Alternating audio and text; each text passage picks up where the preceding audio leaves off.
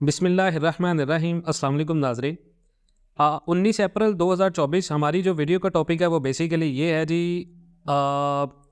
IMF के नए मुआहदे के बाद पाकिस्तान की मईशत में क्या बड़े फैसले होने जा रहे हैं, शरह सूद क्या होगी। और पाकिस्तान के फिनांस मिनिस्टर ने बहुत बड़ी बातें की हैं, बहुत बड़े दावे किए हैं, और उन दावों की हकीकत क्या है ये आज के वीडियो में मैं आपके साथ डिस्कस कर रहा हूँ। और पाकिस्तान एंड वर्ल्ड टीवी आपके साथ वक्तन फ़वक्तन हर वो चीज़ शेयर कर रहा है जो आप लोगों के साथ शेयर होनी चाहिए। वज़ीर ख़ज़ाना मोहम्मद औरंगज़ेब के आलमी इदारे IMF के साथ मौजूदा मुज़ाकरात पर बहुत सारे पाकिस्तान के एनालिसिस और जितने भी लोग एनालिसिस करें उनकी तरफ से मिले जुले रद्द अमल का इजहार किया जा रहा है। एक तो ये कि फ़ंड की सख्त शराइत पर इमदादी दस्ते, और दूसरा खौफ के मुल्क इस कर्ज़े से आज़ाद होने के लिए तैयार नहीं है। ये बहुत सारे लोगों का सवाल है।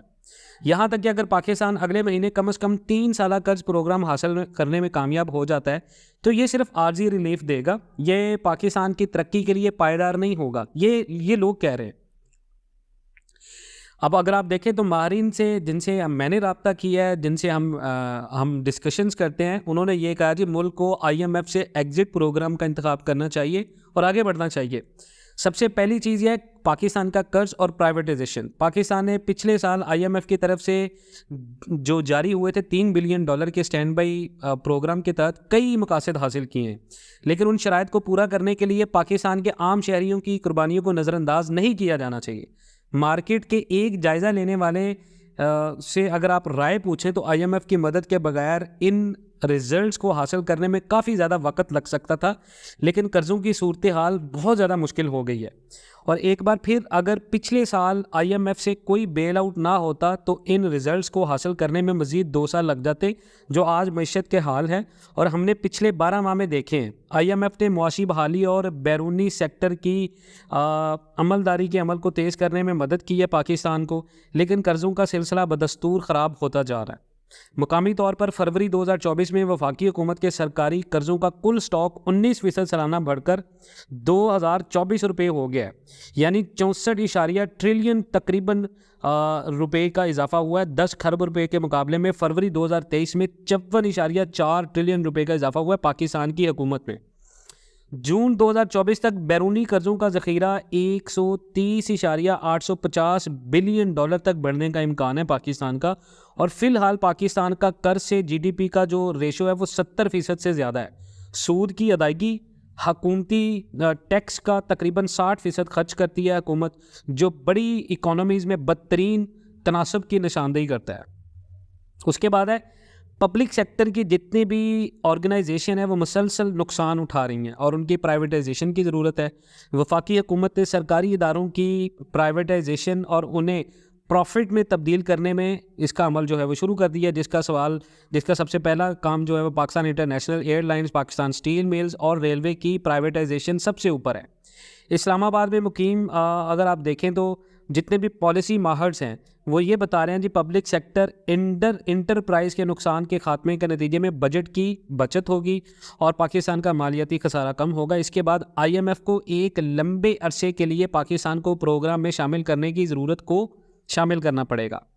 मॉनेटरी पॉलिसी, क्रेडिट और एक्सचेंज रेट पॉलिसियाँ पाकिस्तान में जो है वो लचकदार रहेंगी और बेसिक तौर पर पाकिस्तान के जो फॉरेक्स रिज़र्व हैं उनके जो ज़ख़ायर हैं वो बदतरीन जमा होने की वजह से बुनियादी जो PKR की एक्सचेंज रेट के साथ कम अफरात ज़र की पेशन गोई हैं वो जारी रहेंगी।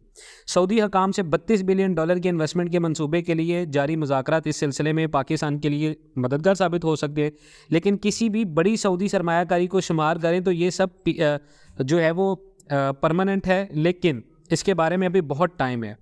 अगर रुपये की बात करें तो औरंगज़ेब साहब ये कहते हैं कि IMF को पाकिस्तानी रुपये की शरह पर अपना 1.25% प्रीमियम वापस लेने के लिए हम बहुत ज़्यादा कोशिश कर रहे हैं और इसके इम्प्लीमेंटेशन के बाद से ज़रूरत ने डॉलर की आमद को पेचीदा बना दिया है।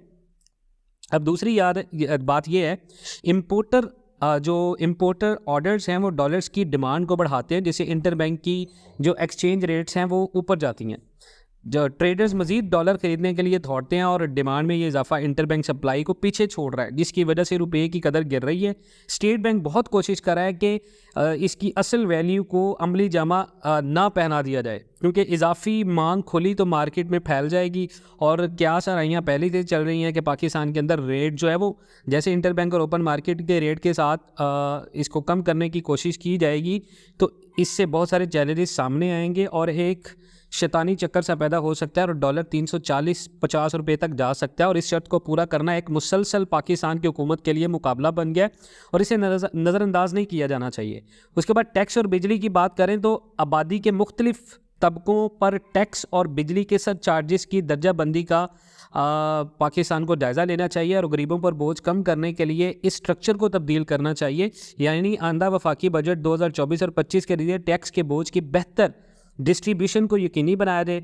बिजली, गैस और पेट्रोल डीजल पर ज़रूरत से ज़्यादा सरचार्जेस को जितनी भी डिस्ट्रीब्यूशन कंपनीज हैं उनकी गवर्नेंस को बेहतर बनाकर ज़्यादा से ज़्यादा टैक्स पेयर्स को इनकम टैक्स और कॉर्पोरेट टैक्स के दायरे में लाकर बड़े लेवल के ऊपर होने वाली चोरी को कम किया जाए। लग्जरी और ज़्यादा कंजम्पशन पर टैक्स की ज़्यादा एक्सचेंज जो इंटरेस्ट है उसको लगाकर बंद किया जाए।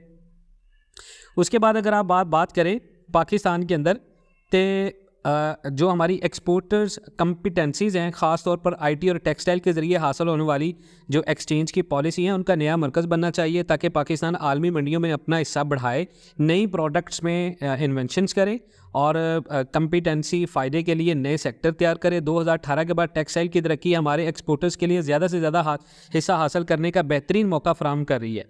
तो मीटिंग्स के इख्तिताम के करीब IMF, वर्ल्ड बैंक है और वज़ीर ख़जाना औरंगज़ेब और उनकी टीम को पाकिस्तान को क्रेडिटर्स के कर्ज़ों की बेड़ियों से निकालने और एक बढ़ती हुई मईशत के तौर पर अपने पैरों पर खड़ा होने के लिए दरमियानी रास्ता तलाश करना पड़ेगा, वरना वो हालात दूर नहीं है कि पाकिस्तान को आने वाले दिनों में बहुत ज़्यादा मुश्किलात का सामना करना पड़ सकता है। और ये जो मैंने आपको स्टैट्स बताए हैं ये आप याद रखिएगा कि बहुत ज़्यादा मुश्किल हो जाएगा पाकिस्तान के लिए। बाकी अल्लाह बेहतर जानता है, वल्लाहु आलम। अल्लाह पाकिस्तान के लिए आसानियाँ फरमाए।